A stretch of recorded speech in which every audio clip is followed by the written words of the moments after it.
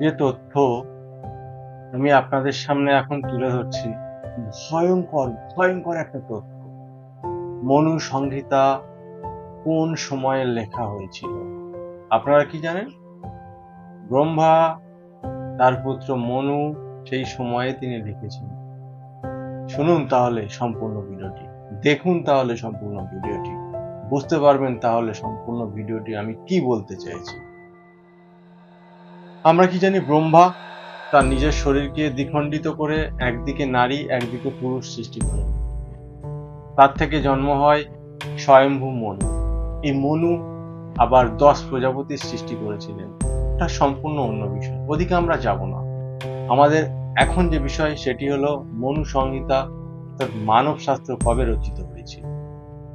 মনু সংহিতা হলো হিন্দুদের একটা ধর্মশাস্ত্র, আইন শাস্ত্র, যেখানে হিন্দুদের জীবনের সমস্ত আচার আচরণ আপনারা পেয়ে যাবেন।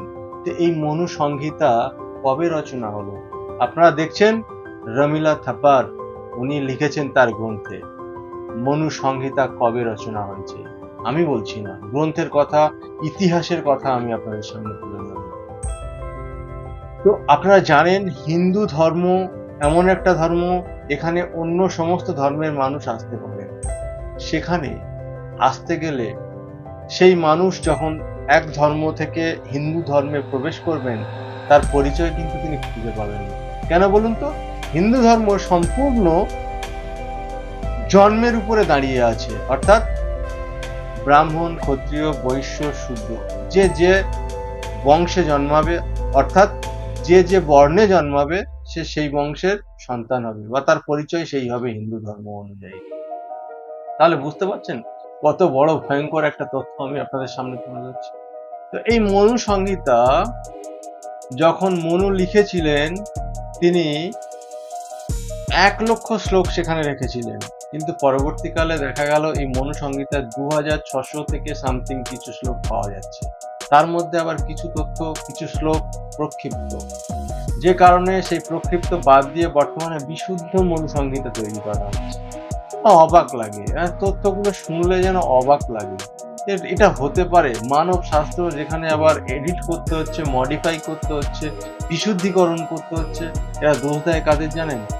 ওই ইংরেজদের। এরা দোষ দেয় কাদের জানেন? ওই মুসলিমদের, বিধর্মীদের। এগুলো জাস্ট হাস্যকর, এর কোনো যুক্তি নেই। সব থেকে বড় কথা কি জানেন? এই মনু সংহিতা বা মানব শাস্ত্রে আর একটা তথ্য আমরা খুঁজে পাই, যেখানে ব্রহ্মা নিজেকে মনুরূপে সৃষ্টি করেন। তিনি আরো একটি কন্যার জন্ম দেন, তার নাম হলো শতরূপা। এই মনু এই শতরূপার সঙ্গে কি করেছিলেন? ব্যভিচার করেছিলেন। ব্যভিচার মানে কি আপনারা আশা করি বুঝতে পেরেছেন। এই হলো শাস্ত্র। এই শাস্ত্র আপনি বাড়িতে বসে পড়তে পারবেন না, আলোচনা করতে পারবেন। তো যাই হোক, moral of the story, Manu Samhita রচনা করা হয়েছিল, বুঝতে পারলেন না? মনু সংহিতা রচনা করা হয়েছিল 2য় খ্রিস্টাব্দতে। আমি না, গ্রন্থের কথা, ইতিহাসের কথা প্রমাণ সহ তুলে ধরলাম, মিলিয়ে নেবেন। যদি প্রয়োজন হয় অবশ্যই যোগাযোগ করুন।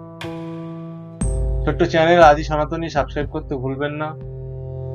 ভালো থাকবেন, সুস্থ থাকবেন।